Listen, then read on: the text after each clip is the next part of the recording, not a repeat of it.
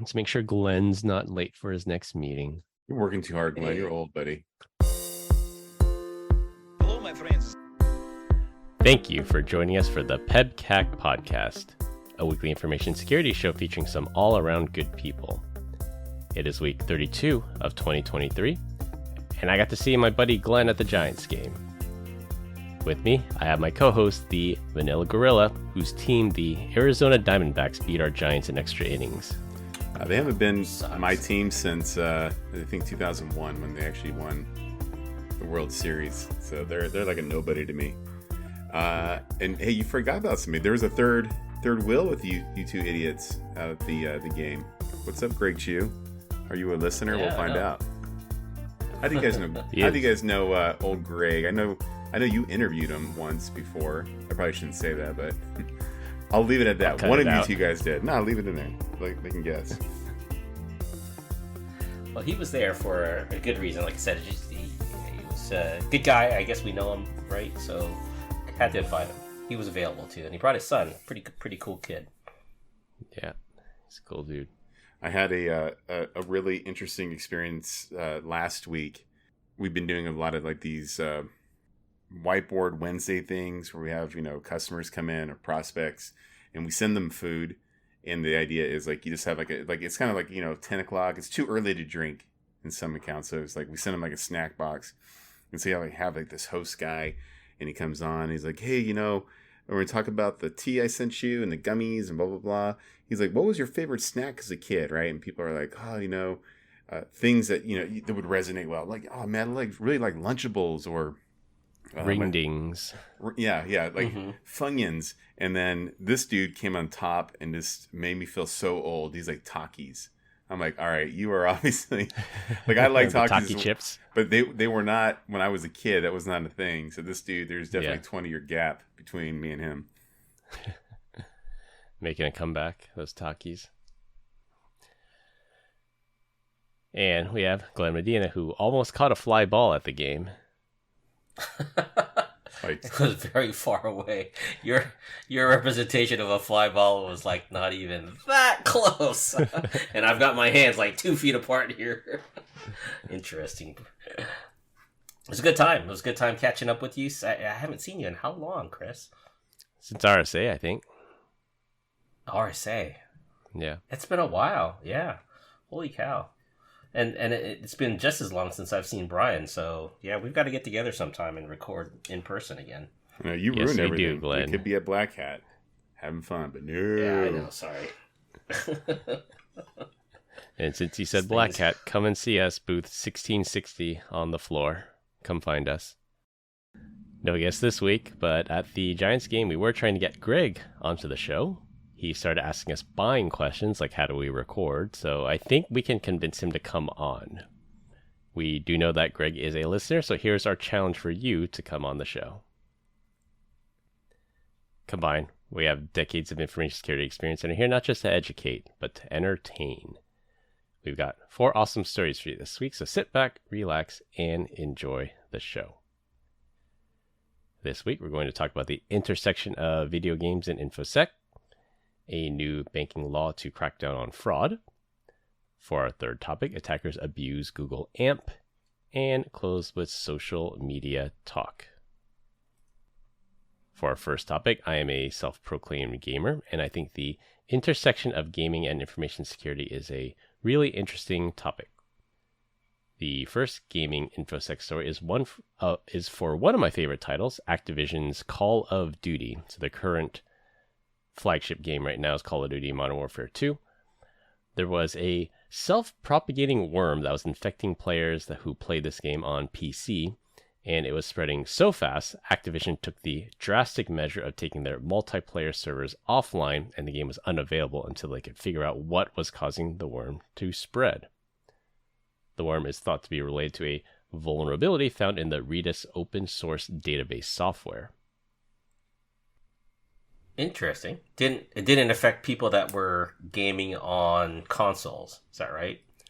Yes, that's right. I think the worm was specifically built for Windows, so it wouldn't affect Xbox or PlayStation. I wonder the reason why I didn't hear that is because it wasn't like propagating into corporate environments. Like I missed this story entirely. Usually when I read the show notes, I'm like, oh yeah, I heard about that. Oh yeah, I saw that on Twitter and whatnot. But this one, just like, wow, it's completely out of left field. I had no idea that even happened. How many people do you think that actually impacted? Is that like a couple million people playing that game? Probably. It's a really popular online game. I'd have to check on Twitch. It's probably like the third most streamed game, maybe. But most of it though is console though, right? I thought a lot of that was console driven, not on gaming PCs. Maybe I'm wrong. No, there's a good mix. I think most people that stream play on PC, which is it's actually nice now because I forgot which Call of Duty they made the change, but they allow cross-platform now. Because it used to be if you're on Xbox, you could only play with Xbox people. If you're on PC, you could only play with PC people. But now, if you're on PC, you can play with Xbox and PlayStation people. So I think the hardcore gamers and the streamers, they all use PC now. Yeah, I don't think any console player can hang with a keyboard jockey. Yeah, exactly. You think so? Why is that? Because of the ability to hit shortcuts a whole lot faster and get the things and the refresh rates and the speed of the computer and processing? I have never played a console or any video game on a computer in my entire life, so I have no idea. But for whatever reason, people talk about the responsiveness maybe of the mouse and accuracy. I have no idea. Something to do about that. But That's a lie. I know you played Fortnite. I didn't play it on a PC though. Oh, you didn't? Okay. But yeah, mouse and keyboard is 100% the way to go. I'm mousing someone playing on. It's just more responsive. Because on the console, you just have these two sticks that you have to manipulate, and it's the sensitivity that you can get on a mouse and keyboard. It is the way to go. Yeah, it's like tuning in Tokyo, huh? On those little gaming sticks. Yeah. I don't get it. I'll tell you what, Chris, you got to tell me why. But like, I don't think I could ever game to the extent that I hear some people do these all night events. I'm in it for like 5-10 minutes and I'm bored. Maybe I'm showing my age here, or either that, or I get vertigo like after 3 minutes. Right? It's competitive. It's like esports is considered professional sports that some people are just at the very top of their game. Some people might not think it's very physical, but it is very mentally taxing. Yeah, we did a campus tour for my son, and they were doing like an esports thing, and like it was some video game that I've seen him play. Like he wasn't there for it, but they were talking about it, and it's like soccer, but you're using cars. I have no idea. Oh, yeah. I know exactly what game you're talking about. The name's escaping me at the moment. I'm like, really? You can get to go to you get to come to college for free because you can play this stupid game? You're kidding me. and that's no different than going to college because you're good at throwing a ball around the field. It's way different. Throwing a ball is way more like crashing cars. Way different. Athletics versus a couple fingers. I don't know what you're talking about. By the way, like, and here's the thing that no one understands about Chris. Like, he's like, oh, it's my favorite, video game, Call of Duty. But like, Chris is number one, up all hours of the night. He's up at the ass crack of dawn every single day. If I happen to go into a Slack channel called Random, homie is posting in there all the time. If I have some sort of obscure reference, he can, like, about anybody, he's already got it. Like, that's why we call him like the Chris Search or whatever. The web crawler. Yeah. Web crawler Chris. Yeah, Elastic Man over here. And then like any type of content that you want, like movie wise, like, oh yeah, I got it. Just come over here and get it. I'm like, and then on top of that, somehow he's still married and likes his kids. Like, I don't understand how you have time. Chris has figured out a way to like kind of duplicate himself, and that's just scratching the surface. Because like, and on top of that, he's a gamer, and then he's gonna go to Black Hat for the week, maybe not, and then DEF CON, right? And then all the while he'll probably burn a phone and still be able to throw out like random pieces of trivia, content, and images that he just shouldn't even have. It's just, I'm telling you, man, he's gonna get on that plane and someone's gonna sit next to him and says, "You're not real. What? I don't know what's wrong with that dude, but you're not real." That's who she was talking about. Now we know. Yeah, now we know it was Chris. I try. Not enough hours in the day for sure. So the game you're talking about is Rocket League. I just looked it up. Yeah, Rocket League. Yeah. Oh my god. Yeah. That was bothering me because I knew it was really popular maybe like 5 years ago, but I guess it's still, people are playing that a lot now. I knew it was Rocket League too. I wanted our listeners to be like, it's Rocket League. It's Rocket. Come on, guys. So okay, can we go back here? So what did the worm actually end up doing? Like killing people's PCs, stealing a bunch of information? What was at the end of the day? What was it?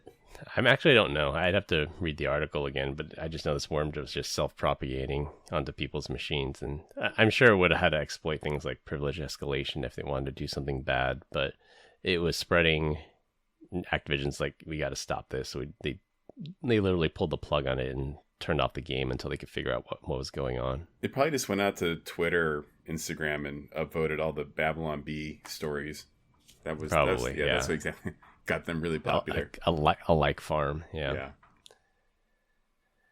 But this is not the first time gamers exploited a 0 day to wreck someone's day. If you remember, back in 2021, players of Minecraft accidentally discovered the Log4j vulnerability when they used the Java-based game's chat feature to do things like play annoying noises or crash the machines of other players. But someone with more nefarious motives found out about it and used the vulnerability to own countless machines with the Log4j attack.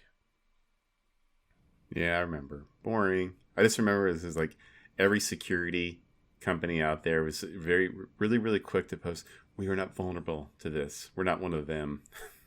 I'm like, okay, great. That's for Log4j. For Log4j, right? Yeah. Yeah, and there's countless questionnaires you have to answer. Yep. And then games like Genshin Impact that use anti-cheat software, and anti-cheat software by definition has to be buried deep in the kernel. They've also been exploited to do things like take advantage of that kernel permission and kill processes like antivirus and EDR software on the endpoint. So there's a deep history between gaming and the InfoSec community. Do you remember the first time you came across like a rootkit? Like how mind-blowing that was? Yeah, that could persist even if you delete it. Well, not only that, number one, I think one of the first ones I had is like I went through, cleaned up someone's computer, and this thing was cooking, man. Like it was hot. I'm like, what the hell is going on with this? I might have to like reinstall the entire computer. Then I started finding out that there's these things called rootkits, could evade like all these tools that you have out there. And I think I was using Rootkit Revealer, which was probably made in Russia or something like that. And sure enough, it finds this process that was hooked into the kernel that was hiding itself from like the task manager, even in safe mode. I was like, what the hell is going on right here? I remember killing it, rebooting it, and then the computer comes on. It was just like humming, just nice and quiet. Couldn't fry an egg on it anymore. But yeah, those things are scary. Good times back then. Has there ever been a rootkit for like Linux, Mac? I'm sure there have been. Yeah, Mac maybe less so just because they own the hardware, but Linux for sure. The other scary one is the UEFI boot rootkits now. It buries themselves into the firmware of the motherboard. Like that's... Ooh. You gotta like trash the motherboard at that point. When's the last time you guys built a machine? Have you guys... I helped a nephew build a gaming rig, but that's at least been 2-3 years now. And even before that, it was like 5 or 6 years since I did that. You guys building machines still? I built a lab machine probably 5 years ago. I went on PC Part Picker and I got all the correct parts for it. And then I do plan on building a really nice gaming rig after I move, because I'll actually have time to play games after I move. I think I've been a Mac guy for probably 15 years now, so that was the last time. Was maybe even before that. If I played games, though, I'd probably do it. Yeah. If I was a child, if I was a grown child with zero sex drive, then I'm just kidding, Chris. Come play Call of Duty with us. I get my jollies from the controller. Okay. For our second topic, if you know someone who's been the victim of a BEC scam, a business email compromise, or some kind of Zelle scam, then this story is for you. A common scam being run today is to offer someone a work-from-home job and then mail them a bogus check. After the victim deposits the check, the quote employer asks the victim to send part of the money back to them using Zelle, and Zelle is a peer-to-peer payment service run by all the major banks, at least here in the US. The victim does this as part of their quote job duties, and then the check bounces and the money sent through Zelle is gone. It happens more often than you think, but a new law in the UK may change that. In the UK, there's going to be a law put into effect, putting the responsibility on the bank that would force the bank to reimburse people that fall victims to scams like this. And the thought here is that hopefully, if the bank is on the hook, that they'll implement stricter anti-fraud controls. Because right now, the banks have zero motivation to prevent fraud. They actually can benefit from it because you're using their service. And if you send the money off to some guy in Russia and they're like, oh, sorry, your money's gone, nothing we can do. So that definitely impacts customer satisfaction. But since when do banks care about customer satisfaction? Well, not only that, but they get charge the account $35 or $50 for the bounce check fee, for the return check fee, and so they win both ways, right? So it's like, that's crazy. Yeah. Well, I think there was a bank, they piloted this at a UK bank, and they said, yeah, we're going to reimburse 100% of all fraudulent charges. And then that made the risk management department put better anti-fraud controls in. So even though they're still paying out some of the ones that get through, they said their losses have significantly decreased after they did this. So first and foremost, what happened to a 10-day hold on checks that don't come from anywhere? Sorry, Brian. No, you're good. Well, that's the thing. So, like, if you get a check, right, depending on who you are with your bank, a certain percentage of that dollar amount's going to get deposited, right? So it depends on how much funds you have. Like, if I got a $1,000 check, right, maybe the funds available to me might be 1,000 versus my son's might only be $300. So it kind of boils down to like that. Yeah, but there's also a thing that you could do. Like, I've gotten checks before from a family member, and I've always thought that their checks were going to bounce. So I would ask the bank, hey, can you validate that there's funds inside this before I deposit this, so that way I don't get hit with the bank charge? Yeah. And 9 times out of 10, they'll do that for you. I just go to the issuing bank and get it cut. Yeah, you call the issuing bank, and then they'll that would be good. It's a verification of funds request, I think. So this whole thing is like a giant scam. And it's not a scam on behalf of the scammers. It's the scam of the banks, right? Like they're kind of off the hook because they're just like, whatever, I'll just pawn it off onto the end users, and it becomes their problem. The UK is actually doing kind of a good thing with this law, which is putting the bank on the hook. Now here's where it gets even more effed up. So do you guys know who owns Zelle? It's like the 4 major banks here in the US, I think, False. Right? Citi, Chase, Wells. No, it's Early Warning Services, a company based out of Arizona. What does Early Warning Services do? They help protect the banks, and they take in all this information and feeds on credit cards, on banking accounts, on checking accounts and whatnot. That way, when you go to like a POS and you're about to buy something, and they run the check through, it kind of scans it real quick. It's actually reaching all the way into your account to see if you even have the money there before it even clears, or if it's been stolen or fraudulent, right? But Early Warning Services is doing this as a benefit to protect the bank, not the users, not the customers. They should be protecting the consumers, but at the end of the day, they're like, F it, we'll just go ahead and protect the big banks, which is, I think, Early Warning is held by the big 4, as you guys are talking about, but it's really the company that owns it. Yeah, Zelle was meant to compete against the fintech companies, so like PayPal, Venmo, Cash App. That's their equivalent of it. They knew they were about to be disrupted by these fintech companies, so they tried to disrupt themselves first by creating this Zelle, but they implemented it without any of the proper controls in place, and that's why there's huge scams going on with Zelle right now. Yeah, anytime I send money to someone that I haven't done before, it's like, double check, because once you send it, it's gone. I'm like, man, whatever. Yeah, exactly. But it does make life a lot easier to be able to just send money to someone, via their phone number. Yeah, peer-to-peer payments. Yeah. Yeah, Venmo is a big one for me. I love Venmo. It's so easy. It's really? Yeah, it's hooked into my like if someone sends you money, you got to put that into your account, and I don't want to have a direct deposit line into my account from there. Oh, well, I just hold on to the cash. I leave it in Venmo because I know I'm going to spend it someplace else. And that's what they want you to do. That's what they want you to do. They want to hold your deposit. Sure. And then one Hey guys, day I'm not when talking like a lot of money there. So I'm not talking about hundreds of thousands of dollars. So What? You have $1,000? Wow. Chris, we know one day when $1,000. Wow. when Glenn Medina says the wrong thing on X or Instagram, Venmo's going to freeze your account and not give you your money back. Okay. oh yeah. I have freaking like $32.15 on Apple Cash, and I don't even know how to use it. I'm like, someone sent me money, like I think it was my sister-in-law. She's like, I'll just send you money via Apple Pay. I'm like, what the hell?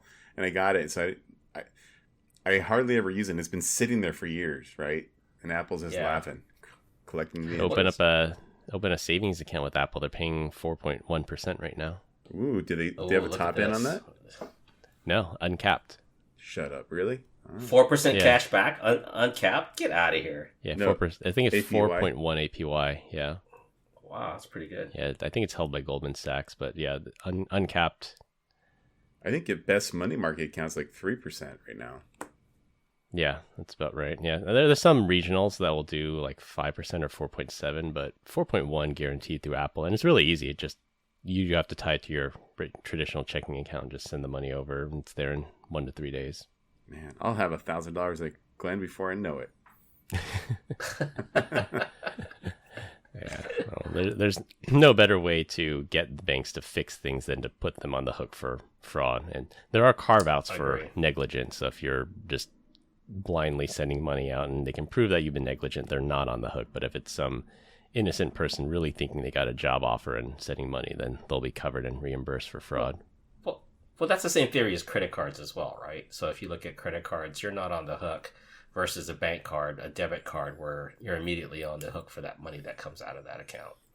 I think credit card fraud's a little different because if your card gets stolen or the number gets stolen, then yeah, you 100% should not be liable for it. But if somebody falls for a scam, like, well, I guess a credit card scam, you technically aren't on the hook as well. But this is more of some clever attacker finding a way to get you to sell them some money. I heard the liability. I'd be like, go ahead. No, please.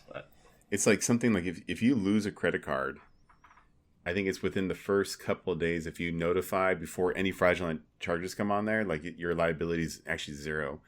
And between days 2 to 60, your liability is like only $50 on a credit card, which means you can lose a credit card and be like, someone went out and bought a new car and a bunch of crap out here, and you're like, that wasn't me, and they're just gonna write it off like it's nothing. Like, that's crazy. I've gone back 6 months and didn't realize that someone was dripping money from my account, $1, $2, $10 at a time. And then came back and was like, hey, I need to audit this. Went back and they took all those little charges off. So it was amazing. And that was pretty cool. I think it's how we figured out bank. If it's more than 1 cent charge in your credit card, you know about it. The notification. Right. I know about it pretty quickly. That's right. All right. So. For our third topic, attackers are using Google's AMP project to get their phishing links through email filters and web security tools. Google's AMP feature accelerates the loading of pages, usually news articles and news pages, by stripping out anything unnecessary for the page to load, and it's intended to be used for mobile devices that have limited bandwidth or processing power. So think of those low-end Android phones in the developing world. That's where this technology really shines. The URL looks like google.com/amp/ the actual URL, so it could be google.com/amp/chrislouis.net. Some email filters will see the first domain and they'll recognize it as google.com and allow it through due to its good reputation, but the website will actually link the user to the URL referenced after the AMP in the web address. So in my example, it'd be chrislouis.net. This can allow attackers to bypass email security filtering if they're not looking for things beyond the domain. And if your web filter only does things like domain-based filtering, like DNS-only solutions, or if you're not performing SSL inspection, it could get missed too. Very clever. Hopefully, Google will do something within AMP to mitigate these types of attacks. Do you think it's on Google or is it on the email filtering? It's both, but I think Google needs to do a better job. If you're going to be using their AMP, they should scan the URLs to make sure they're not malicious before allowing it through.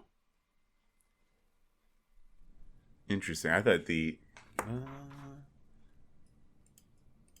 I don't believe that'd be. Are they? I don't think that's even a thing. Do you? It's sort of like Bitly. Like Bitly should have some obligation to scan the link that they're linking through for the link shortener. Bitly can clearly say, we don't scan it, we just provide you a service to shorten the link. But a company like Google, who has a gigantic threat intelligence team, just put it through one of your engines or put it through VirusTotal. They own VirusTotal. If it comes back malicious as VirusTotal, then don't allow AMP to be used on it. It's just another... For right now, it's another vector. It's whack-a-mole, right? So they probably see this and go, okay, we've got to add this. And additionally, for the email filters out there that need to add this, or email security vendors out there that just need to add this as another method to protect. So if I'm understanding you correctly, just saying that AMP will just willy-nilly, just like whatever it is, and they'll just generate the link. Yeah, and accept it blindly. Okay, all right, I agree with you. They need to scrutinize the links a little bit. Can you imagine just the garbage you can throw through there? Man, that'd be good. But yeah, it shows up as google.com. The what? Repeat that again, Chris? Said the link just shows up as google.com, but you're actually visiting a different website because it's after the AMP. I can see the wheels turning for Brian right now. He's trying to think of how he can exploit this. I'm not gonna lie, I kind of am, and I'm also thinking, wow, that's just stupid. Like, I can't believe they're not doing any type of sanity check on that. That's a huge miss. Well, how would a content filter solution save from this? Because it's a subdomain of AMP, right? It could be. How would you create a rule to protect to look for amp.chrislouis.net? You could block it. So if you can read the entire URL string, not just the SNI and not just the host name, you could put a block for AMP in the google.com/AMP in the address bar. The other thing would be if you scan, so you have to do something like SSL inspection. You have to scan the entire contents of the page to see is this a phishing page. I think the easy button is isolate, right? See Google AMP, just throw it in isolation. Yeah, or do that. Yeah, this is like we talked about it on the show a while ago that people were making the Microsoft logo instead of like using an image of it, because some email filters will scan for an image of the Microsoft logo, but they were using like a 2x2 table and then just coloring it like the Microsoft logo, and they were using that to bypass email filters. Or some of them do use images of Wells Fargo. So if I highlight the page, nowhere on the page does it say Wells Fargo, but there's a picture of the words Wells Fargo, so they could do that to try to get around the filters. And like you said, Glenn, it's whack-a-mole. They're going to come out with this, and then Google's going to counteract it, and then just going to come up with something new. So on that AMP, are you, like, let's say we're using the Chris Louis example, chrislouis.net. Are you seeing on the destination server, your server, are you seeing the client being Google, and they're just doing kind of a reverse? I guess they are kind of a little bit of a reverse proxy and rendering that page from their AMP. Yeah, pretty much. Yeah, because Google's acting as that proxy in between, because you're going to a Google destination, and they're just downloading the page on your behalf or accessing a cache version of that page. Jerks.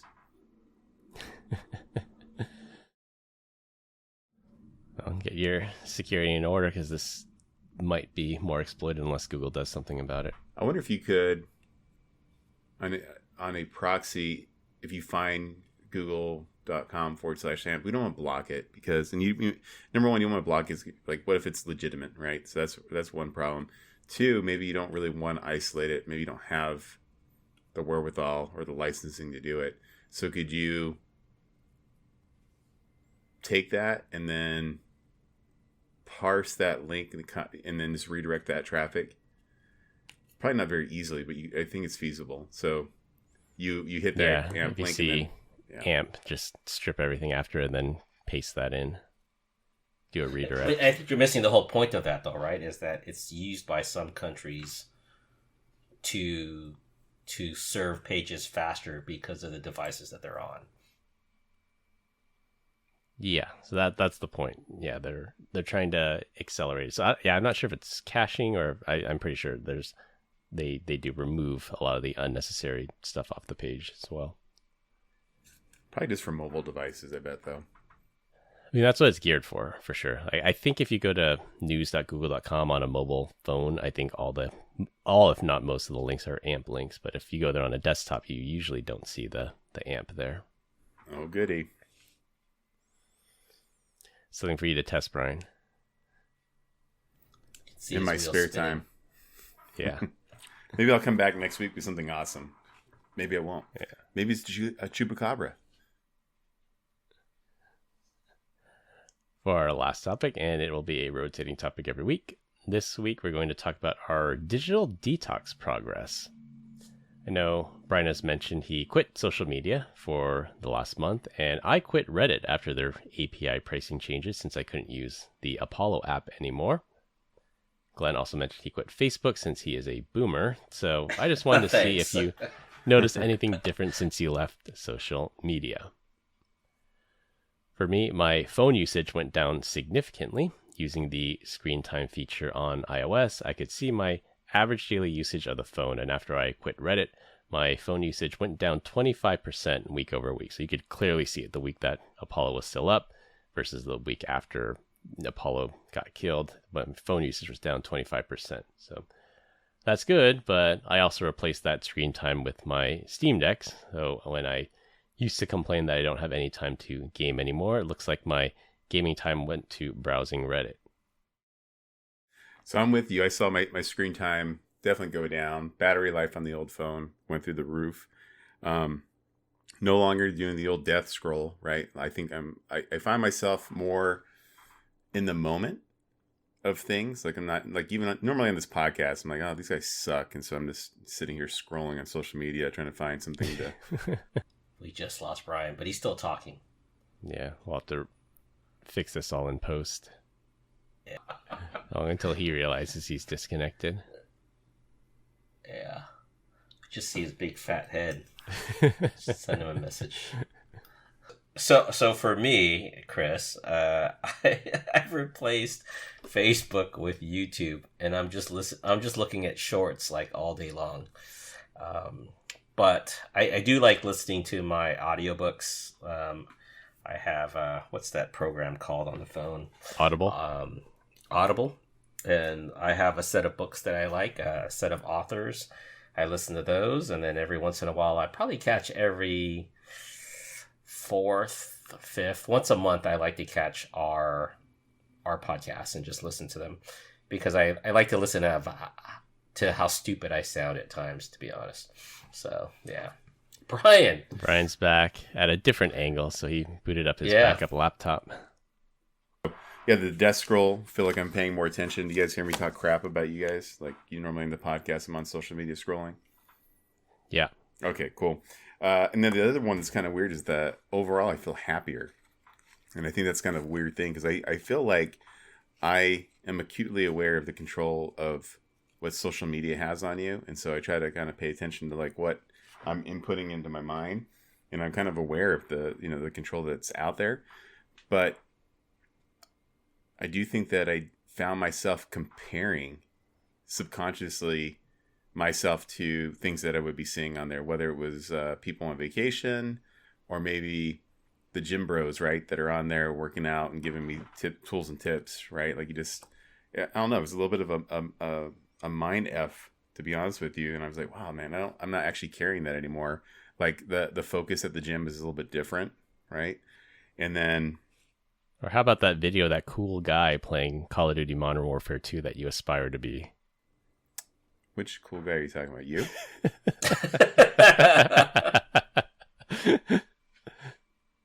So, yeah, I think overall, just happier. Like I just, rotting your brain with all that nonsense, which is kind of surprising to me because just getting off of it, just to kind of show myself that I can put the phone down and not be there, I thought that was it, right? I didn't know that it actually had that type of control. And then, a little bit on the old echo chamber as well. I just kind of I think everyone I'm friends with on social media, we all kind of think of alike. And so getting out of that. Now I didn't leave Twitter. And for some people, I would think that, X. Yeah, X, excuse me. I think a lot of people left Twitter when Elon did his thing. If you're one of those people, I would probably maybe come back. And the only reason I say that is it's not because I think that Elon has better values and opinions on stuff. What I would say is that if you want to actually see both sides of a topic, now it's there, clear as daylight, and you can draw your own assertions from it. Would be my recommendation to you. I don't know if you guys are on Twitter or see that as well, but that's one thing I'm definitely enjoying about it at this point in time. Is the fact that there's no propaganda one way or the other? I would say that the propaganda is probably still there. The difference is I'm seeing both sides of the propaganda. So, I see. Like on whatever, whatever side of the topic you would normally fall on, you would just go down that echo chamber of just that view. And now I'm seeing opposing views, which I definitely enjoy. I'll send a video to you guys in the group chat. I found it on Discord. And I don't know if it's made up or not, but it's so true, where there's like these kids that are either crying or dreaming or sleeping, and they're mimicking the motion of they're just holding the phone and they're scrolling up, kind of like the death scroll that Brian was describing. Yeah. I'll see my daughter's this is what it's come to. She'll be laying today. there, like asleep on the couch, and her hand will, without the phone, the hand will look like it's holding the phone. The grip, yeah. Yeah, that's actually happened to my wife. She's fallen asleep with her phone in her hand a few times with that exact grip, and I have to like turn off the phone, take it out of her hand, and charge it for her. I'll tell you what, it's such a nice husband. He is. You charge it for her. Set the alarm too. She's not late to work. One of my daughter, like all of my kids, very either handsome or beautiful, and I'm dad, so I can say that, right? Like whatever. Maybe it's true, maybe it's not. I think it's true. And one of my daughters, like, and I would normally, I don't know if I would fight it as much, but I think that I understand it more. So she'll say stuff like, oh, I'm fat, or just unhappy overall with her body image. And so I have my oldest who's on social media all the time, and then I have my youngest who doesn't even want to get on social media because she's like, she's only 14. Yeah, and she actually has the option of getting on, maybe like Instagram type of platform if she wanted. She's like, no, like I don't. Like I have friends. Like it's weird. I have a 14-year-old daughter says I have friends that have body issues because of Instagram. Right? I'm like, wow, yeah. Like that body She's ahead of her time. Yeah. Yeah, definitely. No doubt. And so she's like, I don't want that problem. And then I have my 20-year-old who I would say, when she goes to the gym, probably every woman would love to look like her, right? Like, but I think that's your own like double standard in life, right? Like, I don't think anyone's ever happy, but it's concerning. Like, and when she's like, yeah, I think I'm fat, or my legs are too squishy, or something like that. I'm like, no, like you're the end result of what a lot of people in this world, dream to be. And I'm like, why is that? It's because she's hyper focused on social media, and I've come across like where I'll stand behind her and just kind of look at what's on her Instagram or Snapchat feed, and it's just all women that are working out that are just super toned, right? And most of them have filters or they're photoshopped anyway. Yeah, exactly. And I think it's just, it doesn't do anyone any good. It's kind of, so I try to have these conversations where they're like, well, maybe number one, being reassuring, but I am dad, so I don't know if she believes it. But number two, just kind of sharing it with her, like, hey, listen, like I got off of social media, and this is my mindset on stuff, and there's happiness with it, and you should be able to do the same thing as well. Yeah, I may or may not. Go ahead. It's just everything in moderation. Like I think it's okay to go on there, but to spend too much time on it. Same with gaming. It's okay to game a little bit. It's not okay to do 24 hours straight with drinking Mountain Dew and Red Bull, but everything in moderation, and just knowing that what you see out there isn't always real. It's true. And like, I am way too old to even attempt to like get into the realm of like wanting to do steroids. If I was 30 years old, I'm not gonna lie, I'd probably do it at this point. If I had the income and that stuff, I'd probably be like, yeah, like I'm seeing all these dudes and they're like, the only way you can look like this, right, is you got to juice and you got to do things like that. And I'd probably be like, oh, you know what? I'm young, dumb. Let's go for it. Like I could be influenced as well. Thank God I'm not. Yeah. I'm 31, not 30. That's social media can be dangerous for sure. But yeah, I think I'm just glad I grew up pre-social media. Yeah, exactly. So I'm only gonna share this because I know my kids don't listen. But one of the things I did last week is I was like, mother F social media. So at the house, all social media is blocked, right? And it doesn't matter if you have an agent or not. I just block it, and all you hear all day long is, man, the Wi-Fi is bugging, man. It's like Snapchat. They have LTE Instagram though. is down. They do. They have LTE. Yeah. It's barely usable, right? Like it is. It's okay. Yeah. Okay. And I'm just like, yeah, I don't know, guys. I was like, Netflix seems fast. I don't know. Go outside and play. Yeah. But the outcome of that is like when it comes time to that, they're more in the moment, right? When we're hanging out, they're not, and watching TV, they're not watching TV and on the phone. The phone's just down now. I'm seeing differences, right? Yeah. Across the board on everything by blocking it. So we'll see how long this goes for. Yeah. Well, I continue to get great comments about our dad joke of the week. Dad joke of the week. This week, Glenn's up. So, we've done this 120 some odd episodes, right?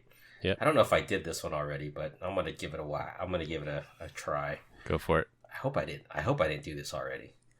Is Google male or female? Which one? I'm asking you guys. Is Google male or female? It's those, isn't it? I'm not good with pronouns. No. It's a Z. It's female because it doesn't let you finish your sentences before making a suggestion. Oh. Do you know my son? My son got suspended because of that. I remember that. That was on an episode, wasn't it? It may have been, yeah. How to build a bomb, but he didn't type in bomb, but it did the autocomplete and notified the school district. Uh-oh. All right, to wrap things up. Gamers can make the best hackers. Banks in the UK will soon be on the hook to reimburse fraud. Phishing attacks are abusing Google's AMP feature. And stay off social media for the sake of your mental health. That's all I have for this week. We hope you enjoyed this week's episode. You can find us all on LinkedIn. Links will be in the description. Follow us on Instagram at PEBCAK Podcast. Thank you to all our listeners and subscribers who rated us 5 stars in the iTunes Store and Spotify and left us a review. We appreciate you all spreading the word to help grow the show. Oh, and by the way, someone did give us a 3-star review in the Apple iTunes Store. So if you're out there listening, we don't appreciate that 3-star review and not giving us constructive feedback for it. What is that about? They just left the rating without a review like a coward. Yeah, I say, come to Black Hat, say it to my face. Yeah, that's right. The best way to find us is a search for the PEBCAK Podcast on your favorite podcast listening app. For my co-hosts Brian Deitch and Glenn Medina, I'm Chris Louie. Thanks for listening. We'll see you all next week, and as always, have a nice day. Felicia. I love all my 5-star listeners. Sure.